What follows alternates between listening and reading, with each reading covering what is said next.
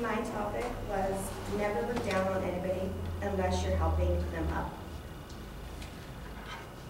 When I first viewed this topic outside, I didn't understand it.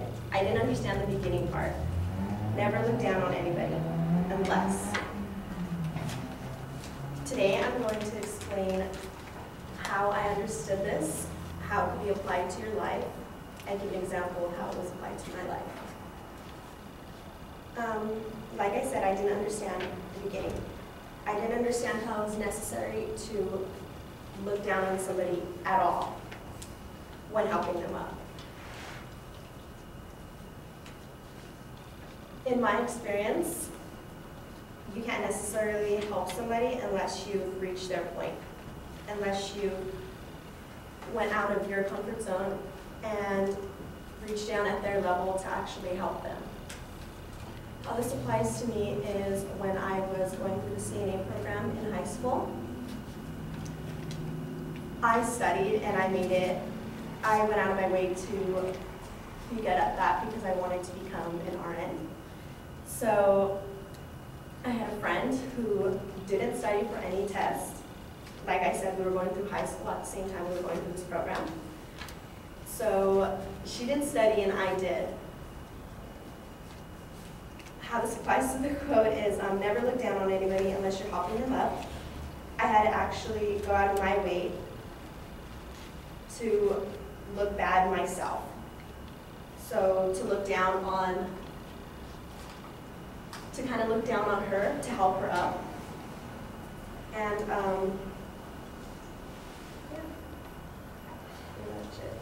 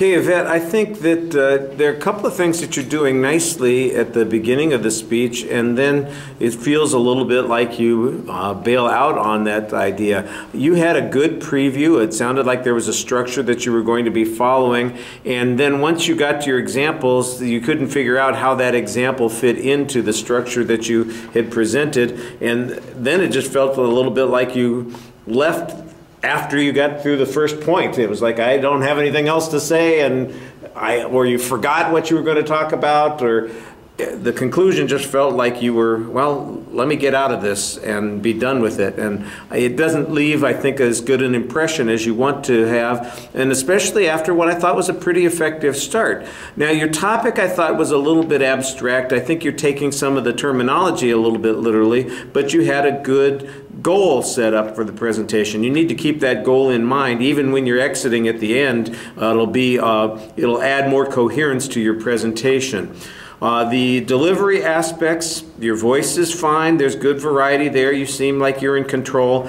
But the pacing, I think, is a little bit problematic. That's where there's some anxiety issues that come out. Your gestures are limited because you kind of have the topic between your fingers the whole time that you're speaking. Your facial expressions, they look a little naturalistic. There's some smiling that's going on there, but your eye contact, you kind of tend to look up and around at the ceiling when you're thinking about things, and once in a while you drop your eyes down to the audience, but for the most part you're kind of looking around the audience instead of at the people in the audience, and that's, I think, very noticeable. I thought you were doing a good job controlling your anxiety until the end of the speech, and then it really felt, like I said, things sort of collapsed a little bit.